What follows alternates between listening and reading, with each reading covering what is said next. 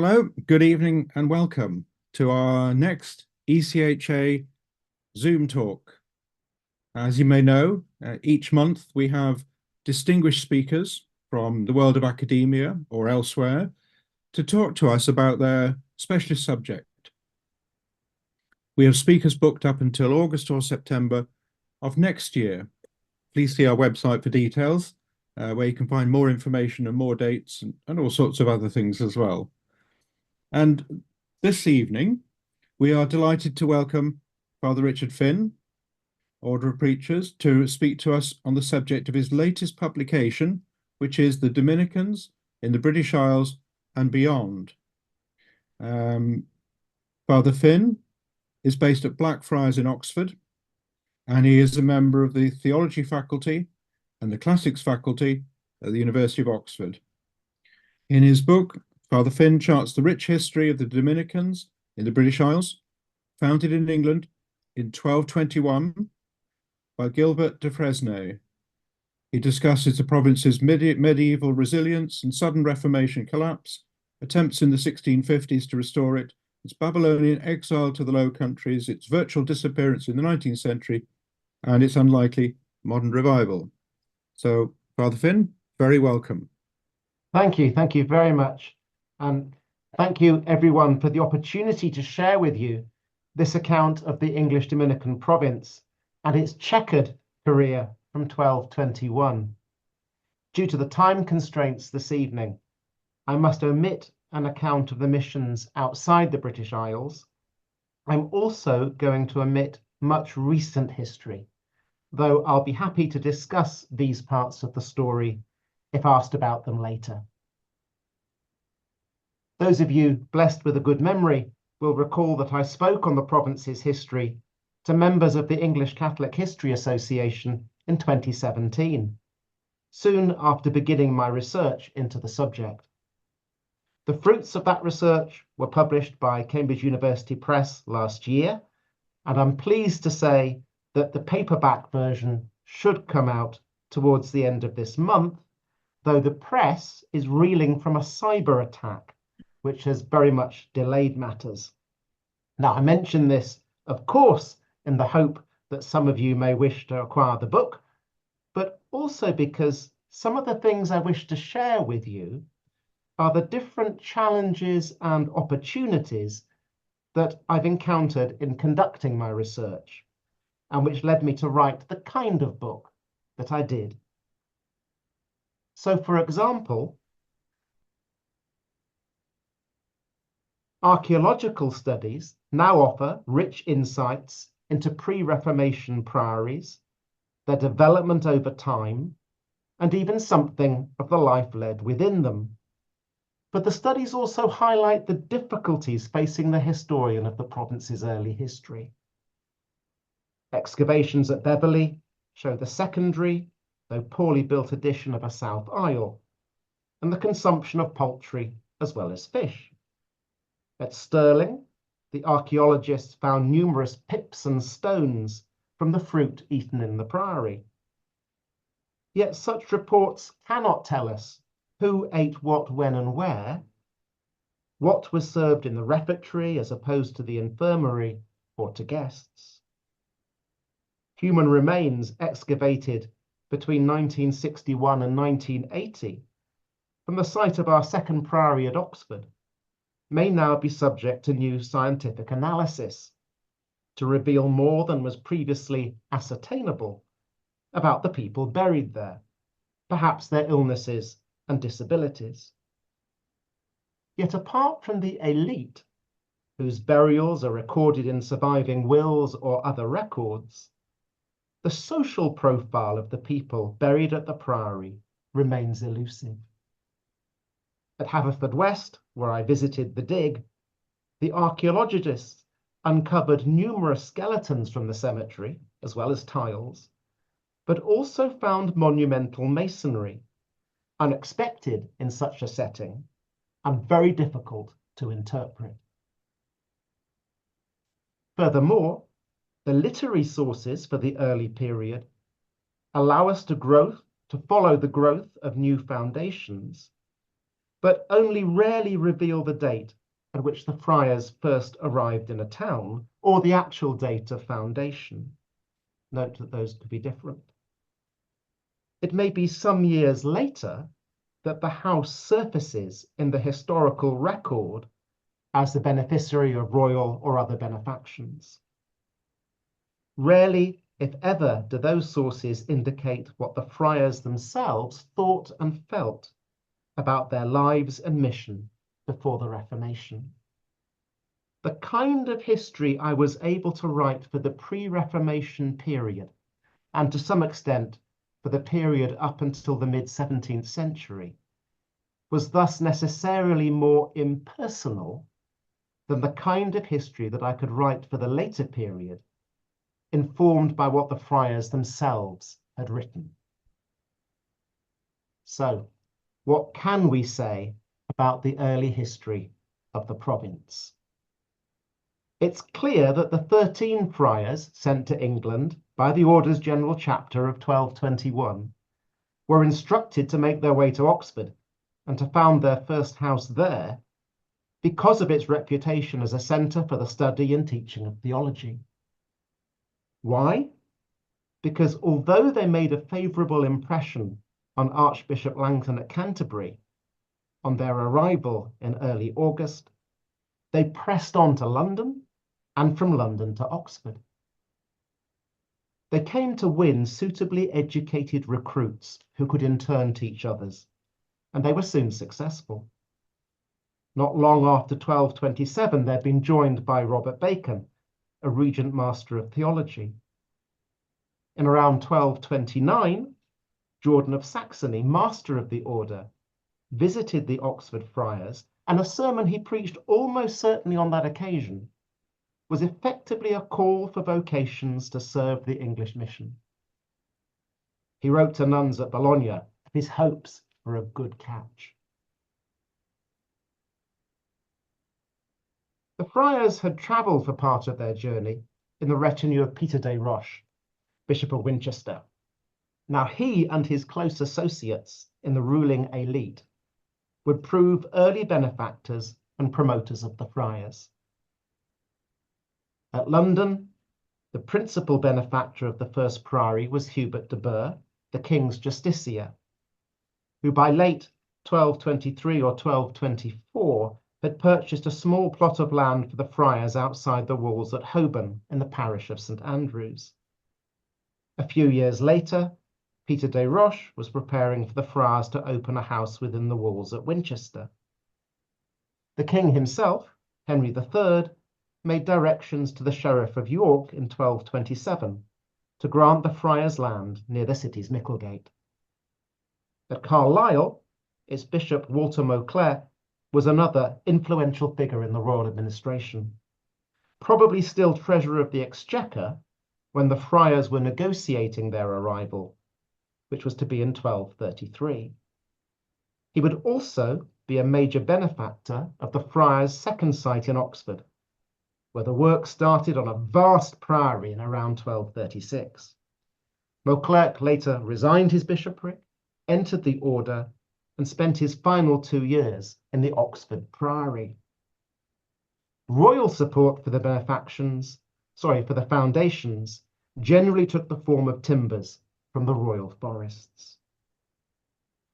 Well, quite quickly, the friars attracted wider patronage and members also to staff new foundations.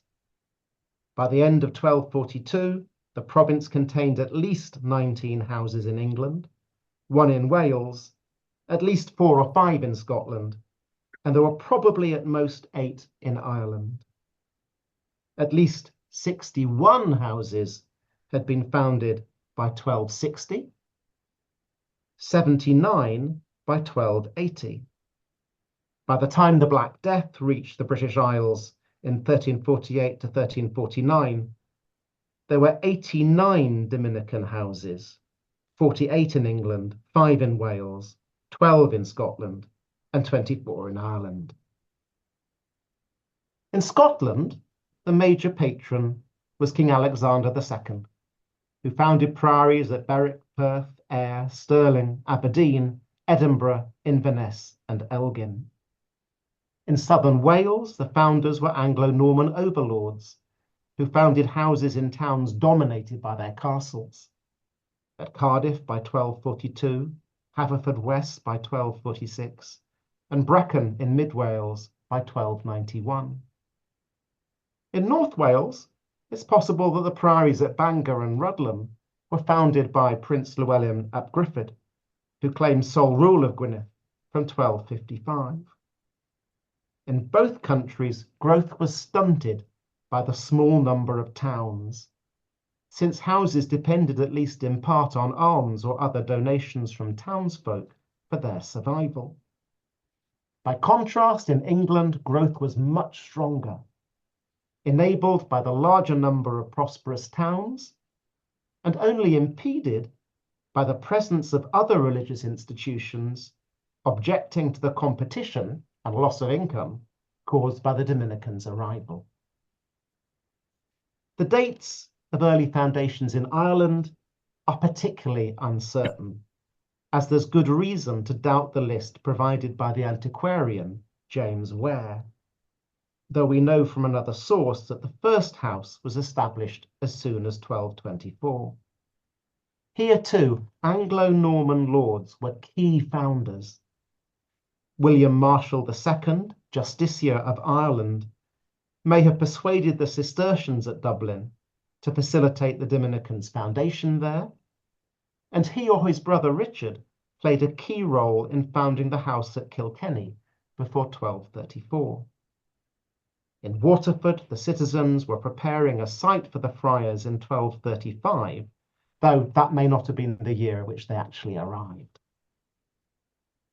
These friars were valued for what they did, as trained preachers, as hearers of confessions, and as priests who would say mass for the souls of those who supported them in life or by testamentary bequest.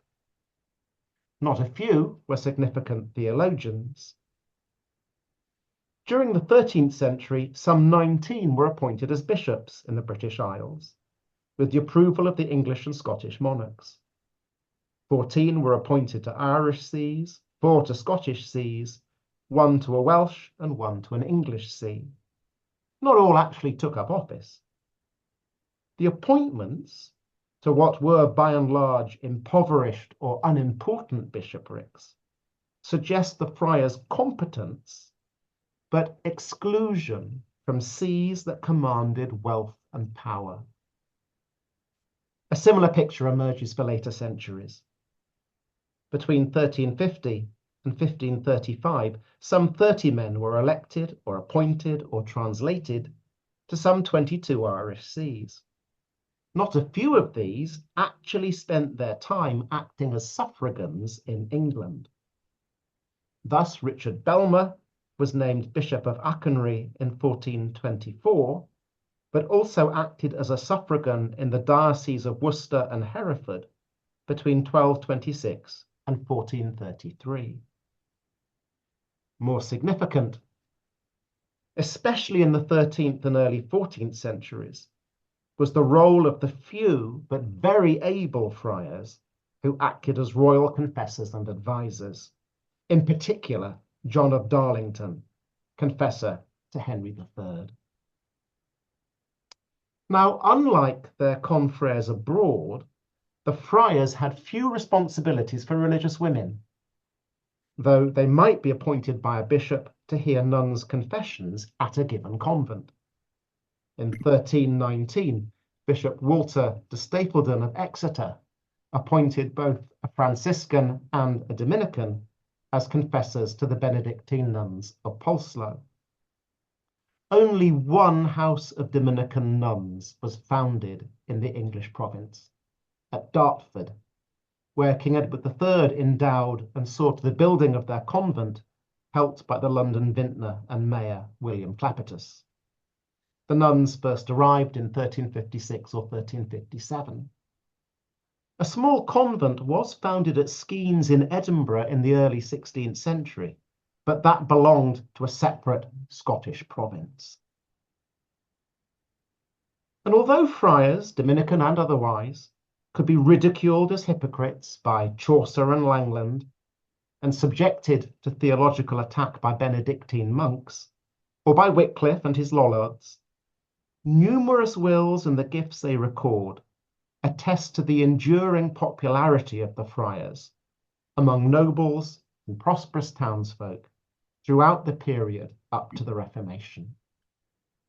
In Scotland, a combination of royal pressure and support for the Dominican observant reform had led to the Scottish houses becoming a separate province in 1481, but this should not be taken as a sign of serious weakness or decline in the English province. Well, the Crown's suppression of the English and Welsh Dominican houses in 1538 and 1539 met with little resistance. Why?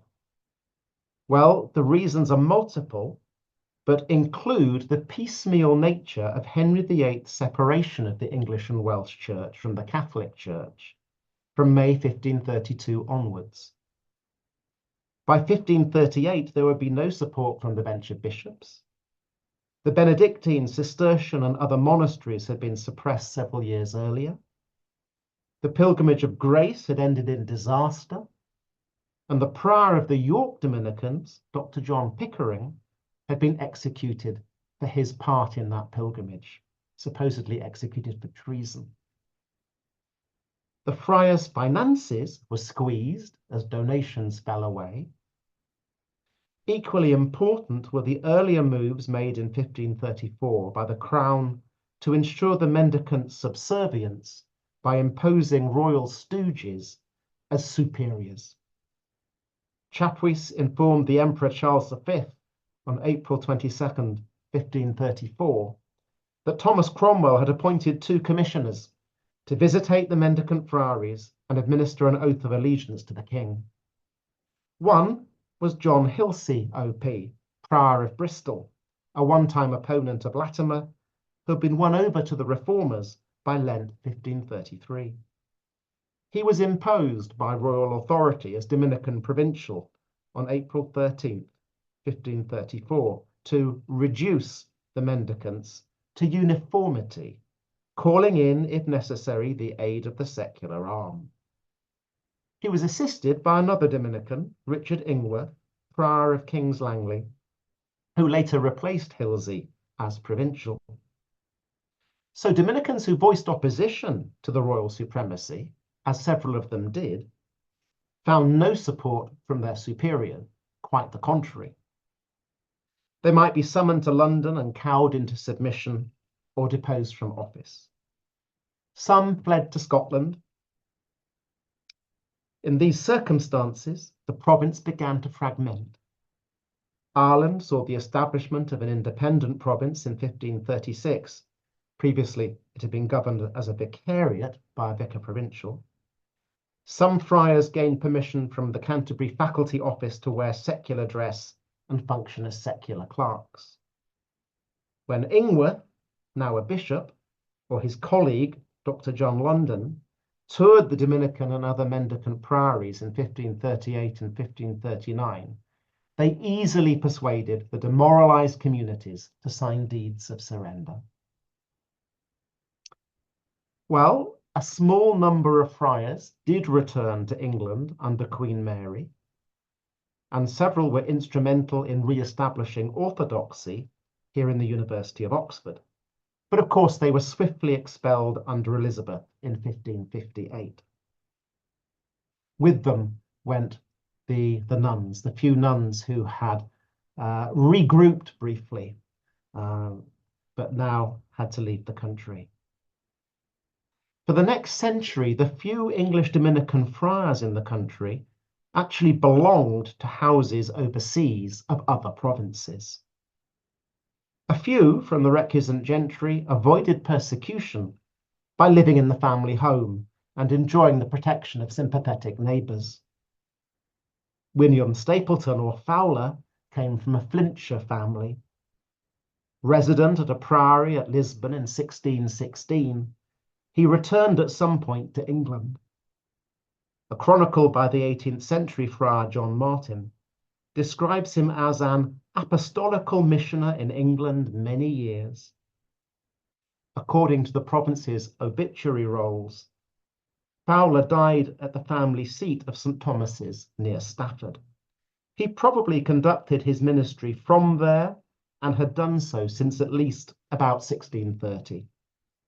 An undated state paper from this period refers to a Francis Fowler as a Dominican friar in Staffordshire, quote, at his brother's and Lady Aston's. At London, another friar led a different kind of ministry altogether. Father Thomas Middleton, known to the civil authorities under the alias of Dade, was often detained by them, but sometimes enjoyed significant liberty to minister to Catholics who gathered for Mass at friendly embassies. Father Peter Fitton, agent in Rome for secular clergy, reported on the 7th of June 1633 that, although Dade had been consigned to prison, Secretary Windbank charged his keeper to give him this freedom, so that he was warranted to go freely where he will. Sir Francis Windbank granted similar liberties to other priests at the Queen's intercession. An unsigned and undated entry in the state papers appears to be a draft or copy of the instruction Windbank had issued to will and require Robert Davison, the keeper of the clink, to let Mr. Thomas Dade, his prisoner, go freely abroad without let or hindrance at any time and so oftentimes as the Spanish ambassador shall require him for his service and orisons. And since 1626, Middleton had been vicar or superior of the few Dominicans working in England, and would remain so for much of the period up until 1655. It's probable that he remained at the clink throughout the Civil War. He was named in October 1643 as one of the priests commissioned to establish the names and histories of the English martyrs, with respect for them that live at London or on this side Trent. After the Royalist defeat, Middleton was one of the religious superiors who, seeking to defend Catholics from persecution, published a statement repudiating papal authority to release subjects from obedience to the civil government. Well, the English Dominican province was effectively reborn in the second half of the 17th century through the efforts of one man in particular, Philip Howard, later Thomas Cardinal Howard. And with Howard and those with whom he collaborated, we shall at last hear the voices, thoughts, and feelings of English Dominican friars in letters, histories, and diaries. A new chapter opens in the history, chapter 4, as it turns out, in the Dominicans in the British Isles and beyond. This remarkable man entered the order at Cremona in 1645, despite immense family opposition. We find him as a young priest in 1655, searching for a house in the Low Countries, which, as he explained to the Flemish Dominican, Father Drouet, would take the place of a seminary for the English friars. In other words, it was to function like the colleges at Dowie or Reims, at Dowie or Rome, that served as both schools for recusant teenage boys and trained a subset of them for priestly ordination. Father George Catchmay wrote as the new Vicar General of England to the Master General on October 17, 1656, requesting permission to acquire a religious house for the exclusive use of English friars. In France, Belgium, or wherever fortune favoured them. Despite a warning from the Prior of Ghent that a rural location offered no protection against soldiers in wartime, and that such houses were not infrequently strangled in their cradles, Howard lighted on a small convent in the countryside at Bornem. He took up residence as prior on April 17, 1658, accompanied by his manservant, George Daggett, later to become a lay brother, and accompanied as well by the recent sub-prior of the Irish Dominican convent in Louvain, Father William Collins, who became sub-prior and bursar at Bornham. Others soon followed.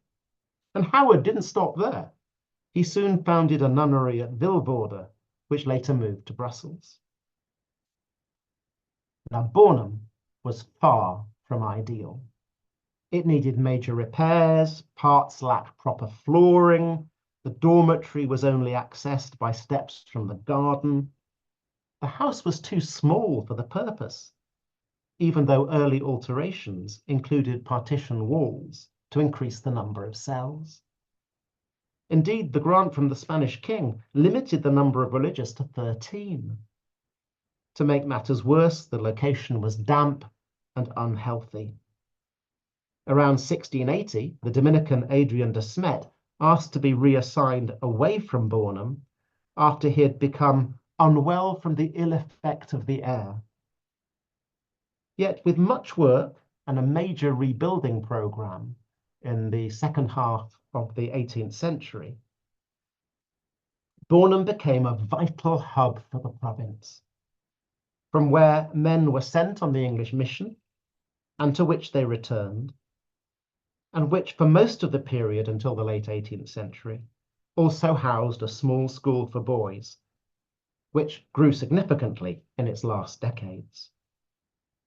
2 account books for the years from 1767 to 1788 allow for a rough estimate of just under 50 pupils.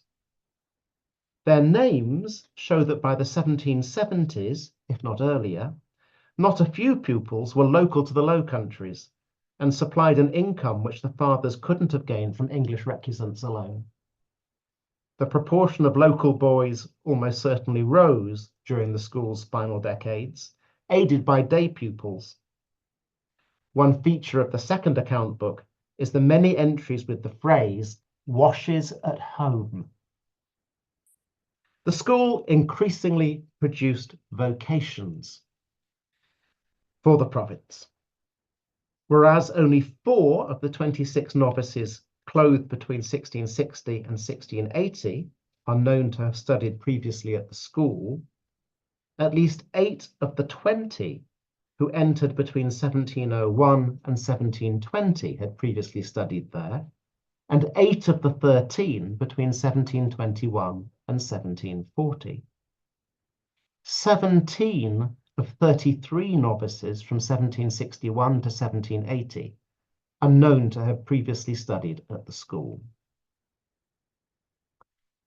Well, to overcome the problems caused by lack of accommodation, Howard, who had become a cardinal in 1675, gained possession of the convent of Saints John and Paul on the Caelian Hill in Rome.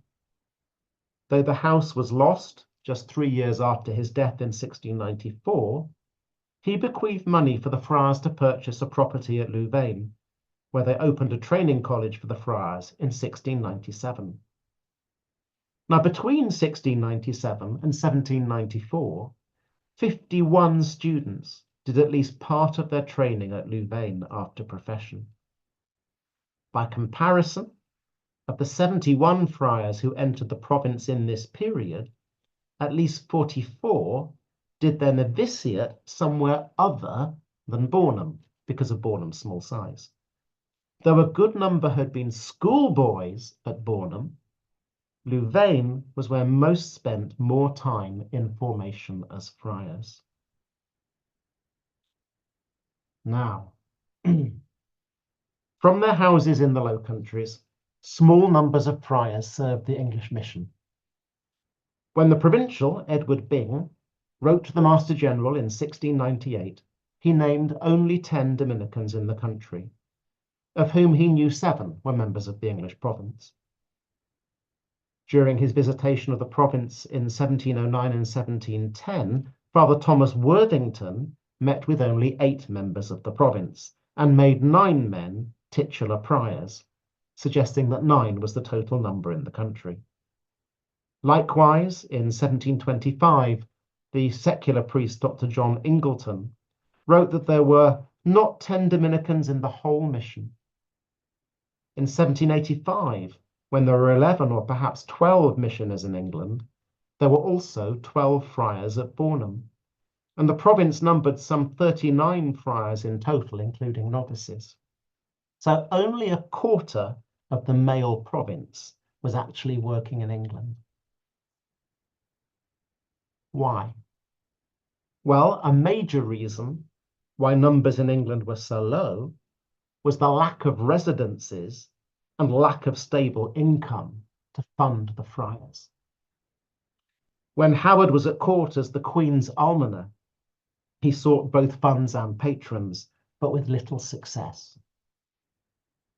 One of the most moving documents to have reached us, via a copy made in the mid-20th century, is a now lost journal kept by Father Antoninus Thompson, OP, together with papers he had collected and his predecessors had collected in support of the Dominicans' claim to the mission at Stonecroft Farm near Hexham. As Leo Gooch has concluded, this was, quote, a chaplaincy in which everything that could go wrong did, and which therefore provides a model of all that was amiss with the chaplaincy system.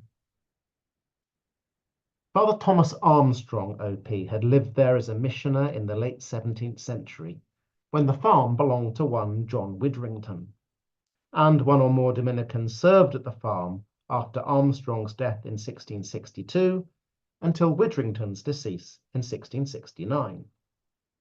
Now, Widrington's will provided for an annual sum of £20 to fund the mission in perpetuity, and the Dominicans believed that he intended it to be served by them.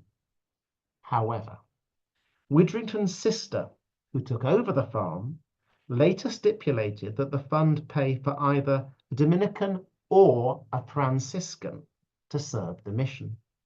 And it was a Franciscan at Stonecroft when she died in 1686.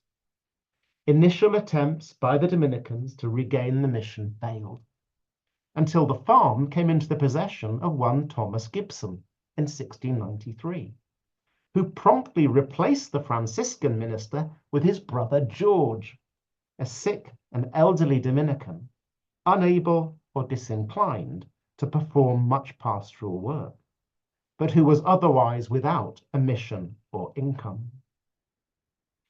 George soon died, and it was only in the face of local opposition that the Dominicans installed Father Pius Westcott, or Littleton, as his successor, with support from the mission's patron, John Clavering.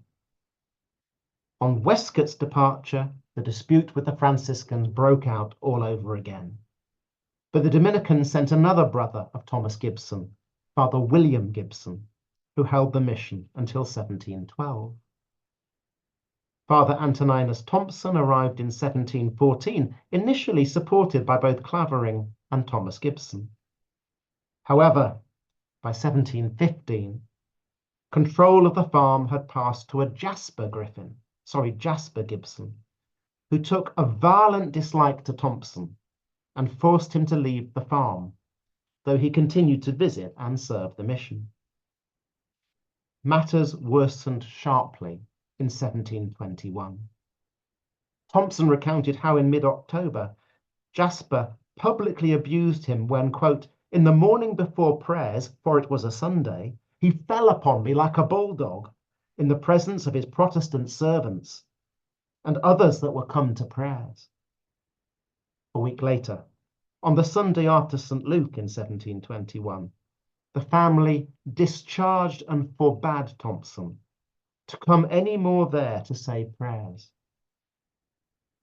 Over the next few years, the Franciscans petitioned John Clavering and later his son Ralph for renewed possession of the mission, much to Thompson's consternation. They were still pressing their claim in 1739, when the Dominican provincial Father Hansby finally persuaded Ralph Clavering to uphold the Dominicans' claim to the mission. Well, by contrast, the Journal and Register of Father James Derbyshire reveal a stable relationship with his patrons, the Cliffords, at their Devonshire seat of Ugbrook Park. Derbyshire was chaplain there from 1737 to 1747, and from 1751 until his death in 1755.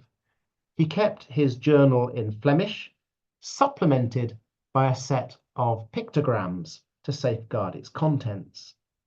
As the journal's editor, Alec Cameron, observed, they show that Derbyshire spent much time at Ugbrook in agriculture and horticulture, keeping bees as well as making bread, cheese, wine, cider, and vinegar. There just weren't that many Catholics who required.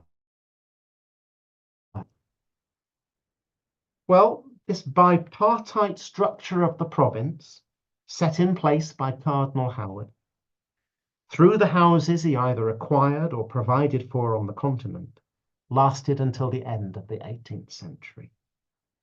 It was wrecked by the French invasions of the Low Countries. On the evening of November the 13th, 1792, Father Louis Britton, confessor to the nuns at Brussels, wrote to Richard Huddleston, his former pupil in the school at Bornham, quote, "The French are at the gates. The cannons are roaring round us. A French resistance is rumoured. Plunder is said to be begun by the retreating army, and more threatened. God alone knows what end will be put to these wars." Brussels fell. Though the French soon suffered setbacks, fresh victories in 1794 led the nuns and most of the friars to flee to England. The nuns moved to a ramshackle manor house at Hartpury Court on the banks of the Severn. The friars found a new home for a time at Carshalton. Here they tried and failed to run a new school. The first half of the 19th century would prove a sorry tale of dwindling numbers and the slow surrender of mission centres.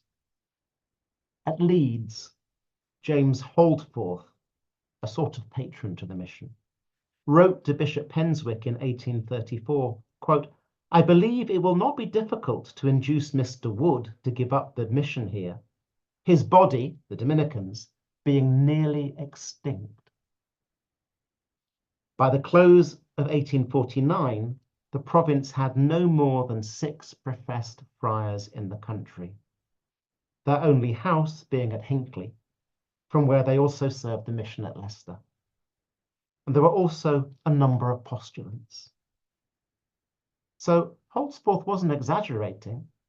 They were nearly extinct. An unexpected renaissance happened in 1850, when William Lee invited the Dominicans to take over the mission at Woodchester in Gloucestershire, previously entrusted to the Passionists.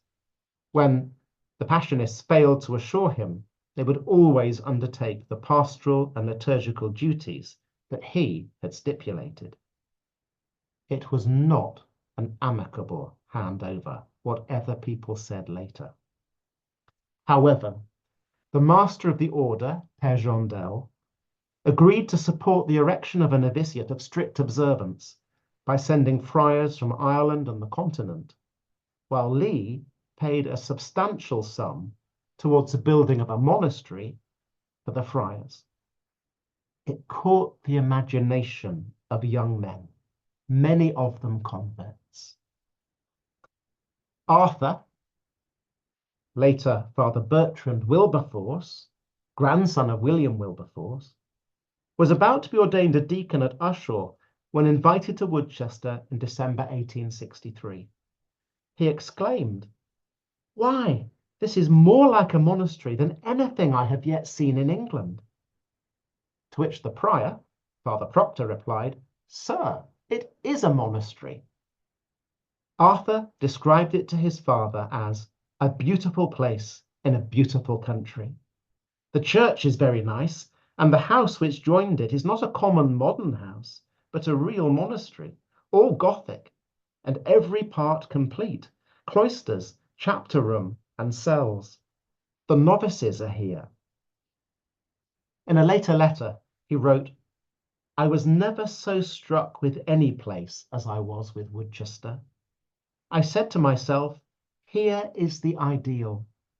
Here is exactly what I have had in my mind, but never before have seen in any form that I could embrace. Well, as a result, Wilberforce and many others joined. Numbers rose to reach 100 by the end of the century. This enabled the friars to staff not only their existing parishes at Hinckley, Leicester and Woodchester, but to take on new urban parishes in Newcastle from 1860, London from 1868, and at Pendleton in Manchester from 1898. It likewise enabled them to take on from 1901 an overseas mission in Grenada and a mission in southern Africa from 1917. The home missions served the rapidly expanding congregations, swelled by poor Irish immigrants. And this set a pattern for much of the friars' labours up until perhaps the 1970s. Churches, schools, and their playgrounds had to be built and enlarged. Catholic teachers had to be engaged, and then chapels of ease provided, as parish churches proved too small. Friars became, of necessity, anxious fundraisers. Many parish events were geared towards the reduction of accumulated debts. Where school and parish had originally been built in close proximity as part of a single site, there was limited scope for easy enlargement. At London, the problem was only solved in the early 1930s by surrendering much of the Priory garden. The problems of the working poor affected the Prior's ministry in other ways as well. Poverty was exacerbated in many cases by parental neglect and alcoholism. The response of Father Cyril Bunce at Leicester was to promote complete abstinence from alcohol. He became chaplain and president of the League of the Cross Temperance Society at St. Patrick's, Leicester, and in 1880 received a Gold Cross in thanks for his work over the previous 7 years. However, I should also stress that the friars' parish ministry was far more extensive than their parishes. For the province deputed a number of priests to give retreats or missions in parishes run by diocesan priests or other religious orders, all around the country. These missions often lasted a week or a fortnight, and through daily sermons encouraged parishioners to go to confession. In 1883, Fathers John Proctor and Bertrand Wilberforce heard 2,000 confessions during a retreat in Leeds. Wilberforce, often exhausted by his labours, described himself as Frater Vagabundus, Brother Tramp. Rising numbers also meant that the student brothers could no longer all be housed and trained at Woodchester. As the century closed, a major benefaction led them to begin construction of a house of formation at Hawksyard in rural Staffordshire for those studying philosophy and theology. But a key moment in the modern history of the province came with the election in 1916 of Father Bede Jarrett as provincial.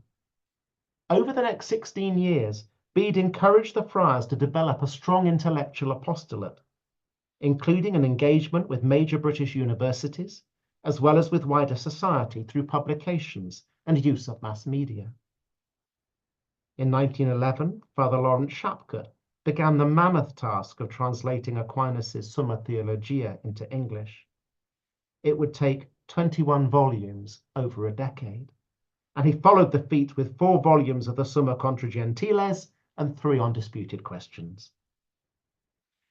Father Vincent McNabb was encouraged to develop what he termed his apostolate of the press and become a familiar writer in the Catholic papers, interpreting and popularizing the papal encyclical Rerum Novarum, opposing eugenicists, promoting distributism, and warning of the dangers when the state sought to control Catholic education.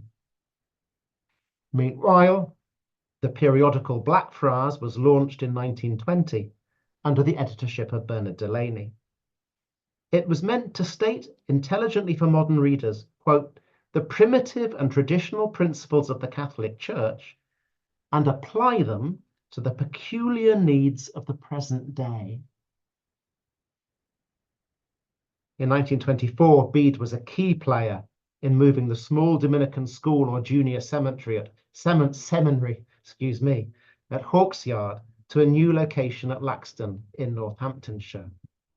The school remained small, but was open to boys who were not necessarily aspirants for the order, and it prioritized the formation of character, seeking to instill a sense of moral responsibility and an ability to form and critique opinions on rational grounds. A major element in the apostolate was the opening in 1929 of Blackfriars Oxford as a house of studies. 3 houses on the site were bought at the end of the Great War, and the foundation stone laid in 1921. The building took shape over the next 8 years, its size constrained by shortage of funds. But Bede also oversaw the return of the friars to Edinburgh, where Canon Gray had regularly invited them as visiting preachers. So in 1931, they acquired 24 George Square and took on the university chaplaincy, encouraged by Archbishop Andrew MacDonald. Jarrett encouraged the friars' presence in Cambridge, first as visiting lecturers to address Catholic undergraduates, invited by a lay Dominican Dom, Dr. Edward Bullough, who became a leading figure in the university's Catholic Society in 1924. By 1926, there was a week of Dominican lectures in the Lent term, when Father Hugh Pope and a younger friar spoke to an audience of between 250 to 300 students at the Guildhall. An annual fixture throughout the 1930s, it paved the way for the opening of a house, St. Michael's, gifted to the friars by Bullough's widow in 1937. At London, courses in scripture and on the teachings of Aquinas were offered by MacNab, Adrian English, and John Baptist Reeves in conjunction with London University. Father Hugh Pope offered lectures in cities around the country aimed at non-Catholics. He was also active in promoting the Catholic Evidence Guild and in the formation of its lay speakers. So, by the time Father Bede died in 1934, the province looked very different from its appearance at the turn of the century. It continued to grow numerically for several decades, but its work in Britain developed along existing lines. One was the opening of the Spode Conference Centre at Hawksyard in 1948.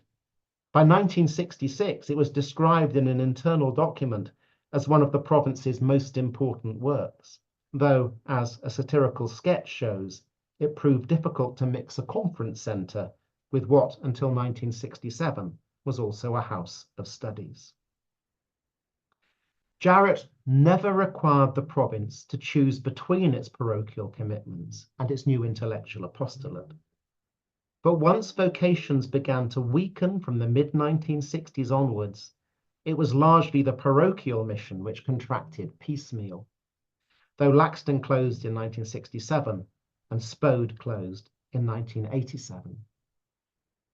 In both cases, the closures were led by lack of available friars, shortage of money, and so lack of investment in facilities, while Spode was further hit by the declining number of Catholic lay organizations seeking such facilities.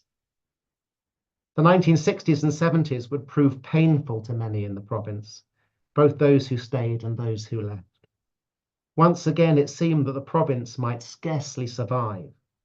And yet, as we approach the mid-2020s, a smaller province is both vibrant and attracting vocations. I must stop at this point. Is there a conclusion or moral to be drawn from the tale? Perhaps not, except that this is a story of repeated returns from near extinction in the mid 17th century, in the mid 19th century, maybe in the 1970s. But the English Dominicans have a knack, as it appears, for pulling off the unexpected Renaissance. Thank you for your patience this evening. Excellent. That's fantastic. Thank you very much, Father. Is there any questions, if you'd like to put them into the box, the dialogue box now, and then we could ask Father some questions.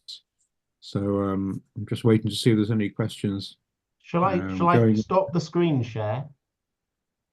No, I think it would be fine if you leave that. That's Okay. fine. We can see the dialogue box. I've got it open in front of me, so should there be any questions?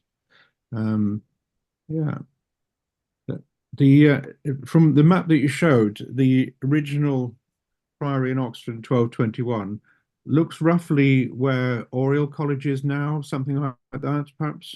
It's roughly just beneath the edge of the town hall. Oh, is it there? It's Right. I and completely. probably part of it is under one of the quads of the smaller modern quads of Christchurch. Oh, interesting. Right. Right. Okay. Right. It was described as a mansiuncula, as a little cell, and it Yeah. clearly was although they put in a lecture hall to attract students, it was clearly too small for the purpose. So below Blue Boar Street, then, which is That's by the it. side of the town hall, That's south it. south of there. Then, okay, Yeah. I'm going with you.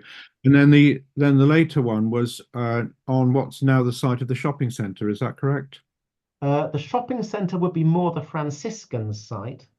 Oh, it's the Franciscan site. Oh, I got that wrong. Right. The Dominican site was at one point, they've now built flats over most of it. I see. Whereabouts was it roughly then?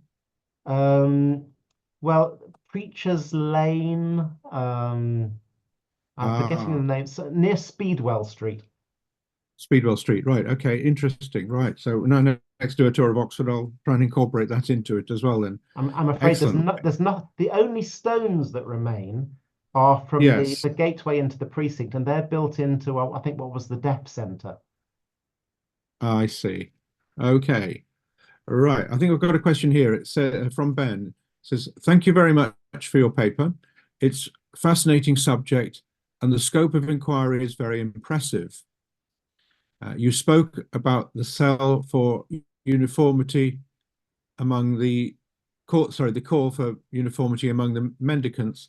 Could you tell us about the cooperation, competition, and any possible comparisons you've noticed between mendicant orders in the British Isles?" Thank you. That's a very good question. There are little bits. I have to say, in a certain sense, apologise for that. I've not done a proper analysis, so I can only make one or two points. One point is that the Dominicans gave a ready welcome when the first Franciscans arrived in Oxford. But it is also true to say that the Franciscans soon outstripped the Dominicans in making foundations in England. They could be quicker, they could be faster, because they didn't have to have the complement of friars that were required for a Dominican foundation. Dominicans required a certain number, and it had to include someone who was available from the beginning to give daily lectures in theology or in the Bible. Franciscans didn't have the same constraint.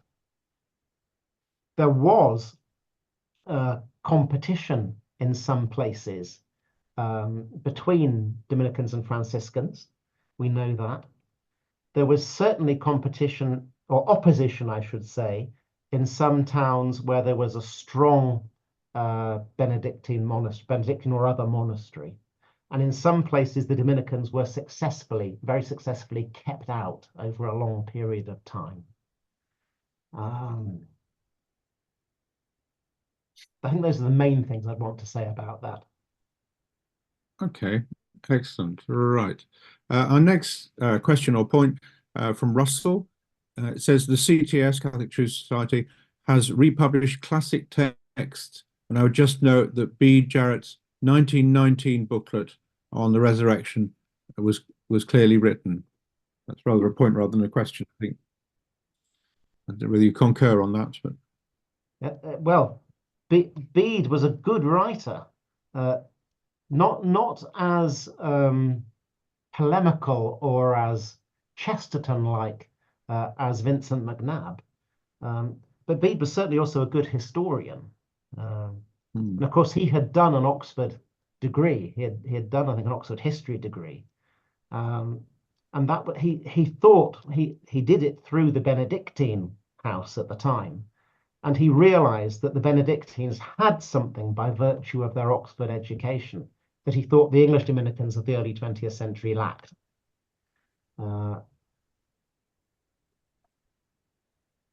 Okay, excellent. His work was primarily around guilds, his particular interest. Right. Shall we move on then? Question here: did other Dominican congregations establish themselves in Britain? So obviously there are congregations of Dominican women in Britain. They're not part of my formal history for two reasons, at least. One is that they're not formally part of the province. They have their own proper independence. And the second is that one such congregation, an amalgamation of several congregations, the Stone Dominican Sisters, there's a superb book by Ansel Nye on those women. So obviously there still are different chapters of lay Dominicans who are part of the province. So had I had more time this evening, I could have included something about the lay Dominicans. In terms of the friars over the centuries, it's also been true to say that there have occasionally been Irish Dominican friars working in England, also in Scotland, post-Reformation, keeping a flame alive in some places. And it would be fair to say, for example, in London, in terms of the embassies and the missions, the Catholic missions that were operating through the embassies, sometimes there were more Irish Dominicans working in London than there were English Dominicans. Okay, thank you very much. Have a question here from Father Kevin. He says, I have the greatest interest of all in the priory and community at Leicester, which parish and church has been home to me in the past and where I was ordained in 2015. I hope the order will remain in the East Midlands. I look forward to your book, Father Richard. So thank you. Thank you. Yes, I hope we remain so at the moment. I mean, the congregation at the moment is overflowing. So there is a very strong pastoral reason for remaining there. Okay, I hope that answers Father Kevin's question. It seems to anyway. Are there any more questions anybody would like to ask at all about the talk or about the Dominicans generally? I've got a question here from Russell. Could you say a bit more about Conrad Pepler, OP, and Spode House? Yes, very happily, Russell, because I had the privilege of knowing Father Conrad in his final years when he was based at Blackfriars, Cambridge, and he was a very, very kindly and saintly man, I think. He really was a joy to live with, and an edifying joy to live with. As the warden of Spode House for a great many years, he was, of course, also extremely successful and a figure around whom community was generated. So he ran a very informal system in some respects, and aided by a delightful Italian housekeeper come chef Tina, and they were just very good at welcoming endlessly different groups into the conference center and making them feel at home and enabling their discussions. He had previously also been working on, I think it was on Blackfriars, that might have been Life of the Spirit. So he had a period in Oxford where he was very concerned at the state of the student brothers at the time, the conditions, the health of the student brothers. That was, I think, either during the Second War, or maybe just post-war. But I think Hawksyard and the Spode Conference Centre is really where his history was made, if I can put it that way. He also, of course, had a strong interest in the English mystics. So he actually did have an academic side as well, which and a lot of that work on the mystics also went through the journal Life of the Spirit before it was amalgamated with Blackfriars to become New Blackfriars. Okay, thank you. Right, a question from Laura. She says, there seems to be strong support on the part of converts. Are there particular reasons converts especially supported the Dominicans, do you think? Oh, that's such a good question. And I'm not sure I have a good enough answer. I think part of it may have to do with the intellectual apostolate, in the sense that a great many converts have not only to feel their way into Catholicism, but to think their way into Catholicism. So that might have something to do with it.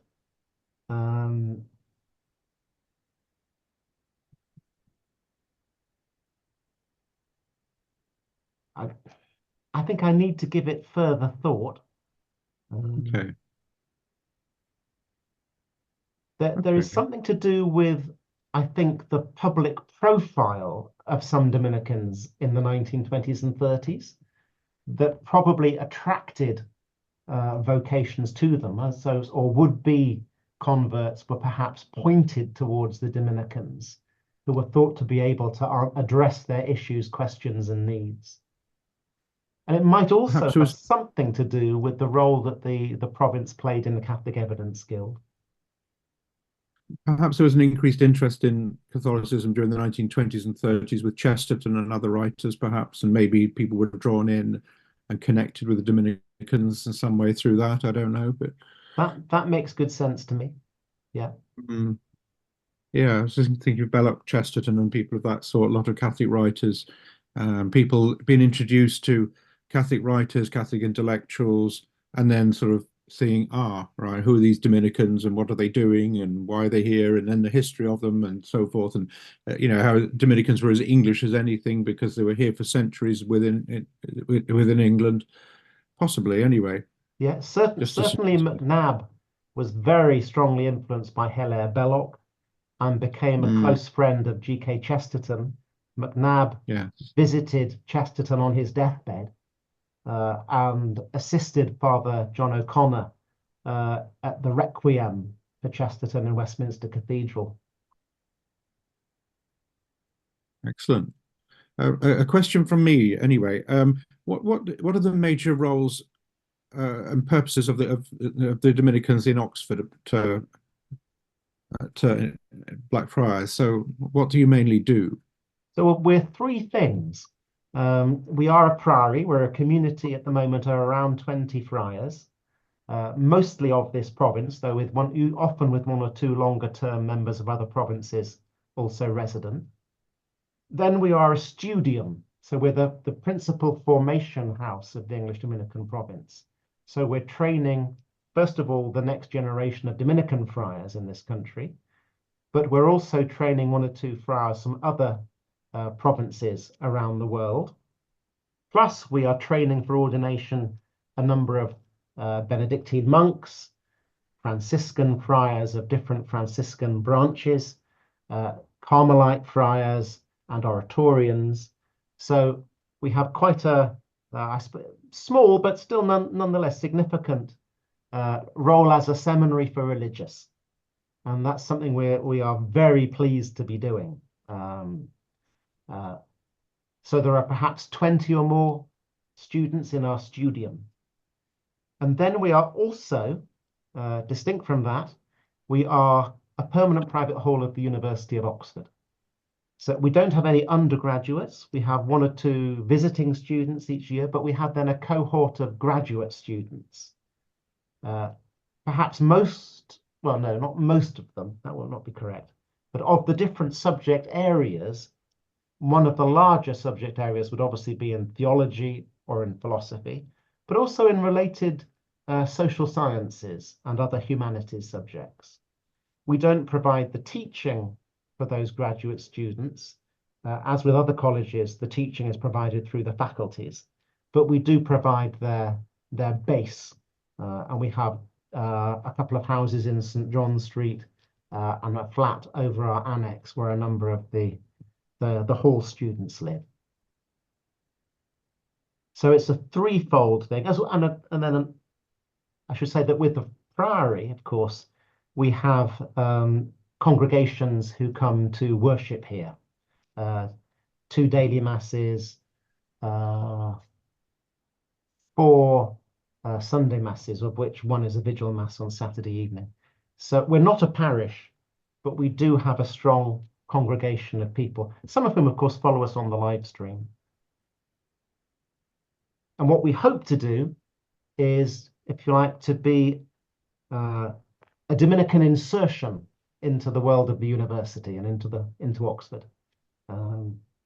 Something where we can bring something of global Dominicans, global Catholicism, and also where we can benefit from the university. I think that's a very important thing in a secular university, and particularly at Oxford, to have this sort of Catholic influence and an angle on things really that could be missing otherwise, I would have thought. And we're also, very happy to collaborate with others, as with Campion Hall, for example, who are another important Catholic presence in Oxford. We have 2 research institutes at the moment, the Aquinas Institute for Thomism, and also the Las Casas Institute, of which I'm currently the director. And the Las Casas Institute is to, if you like, to be inspired by Bartolomé de las Casas, 16th century friar who championed the rights of indigenous Indians, or Amerindians, in the Americas, and to look at difficult questions of social justice in the light of Catholic social teaching. Yes, I think we've had a talk on that in the past. I've had contacts with them, and a very good group it is too. Excellent. You also supply priests as well to parishes where priests are going away on holidays or wherever, or visits and things. Certainly, you supplied a priest to Heath a number of times. Yes. In the past. And I came across one of your one of the Dominicans at Buckton Towers for a men's weekend. I think last year or the year before. Oh yeah. I think it was last year. So yes, I forget the name of the priest, unfortunately, offhand. But anyway, right. Let's see what else we've got here. So Father Kevin says, "I was a lay student of the Oxford Studium, and I'm pleased it's going strong." So Father Kevin, thank you so much. It's good to see you there and to hear you. Thank you. Come and excellent. visit. Well, there's a success story there. Yes, I'm sure that they're always open for visiting priests who come and see you, and clearly for vocations as well. If anybody wants to know more about vocations to the Dominicans, I'm sure they'll be very welcome. You'd be very welcome to ask any questions or to contact them for anything. Absolutely. And you have a journal as well, don't you, in Oxford? Well, the province has the journal New Blackfriars, which is edited by Father Brian Davies, who's in fact professor of theology at Fordham in America. But with modern technology, of course, we can all contribute from wherever we are in the world. So we're very pleased, in fact, that New Blackfriars is now being published by Cambridge University Press. Excellent. Good. Okay, well, thank you very much, Father, for an illuminating and interesting talk. I've learned some things this evening. Well, Um, thank you for allowing me to talk, and my thanks to those who have sacrificed the football. well, they'll have to watch it on iPlayer or something or other, or YouTube or whatever, I'm sure. I don't know the score. I've no idea, and I won't spoil it anyway because I've no idea. No spoiler But alert. Ian says, thank you for a most interesting talk. Carmen, who we know is often, Carmen, very welcome. She often attends our talks. It says, excellent talk. So Thank you, lots of Carmen. praise Thank there. you. So I'm sure there'll be many, many others as well who will also concur with those sentiments. So thank you very much, Father. It's an excellent talk. Well, For those thank you. uh, who are still here and listening and not run off to the football. Our AGM annual general meeting is in November, on the 9th at Warwick Street, the Ordinariate Church in Warwick Street. Everybody welcome to that. We'll have speakers. Details will be announced formally in due course, but we're hoping to have two speakers. One before lunch, one after lunch, and the AGM, of course, of the association. We'll also have mass as well. I think 12 o'clock mass in the church there as well. So well worth a day out in London, or even a weekend if you prefer. So there'll be many other events going on as well. We'll have a trip to Ely before long, speakers every single month. I'll be speaking at Husbands Bosworth in September on the 29th, Michaelmas, about Catholic recusant women. And that'll be advertised shortly as well. So lots and lots of things going on. Oh, some more messages here as well. Edith, thank you, Father Richard, for a very interesting talk. Michelle, who I know is in Washington, who's I think studying for a PhD at Washington at the Catholic University there, says thank you, wonderful talk. Thank you.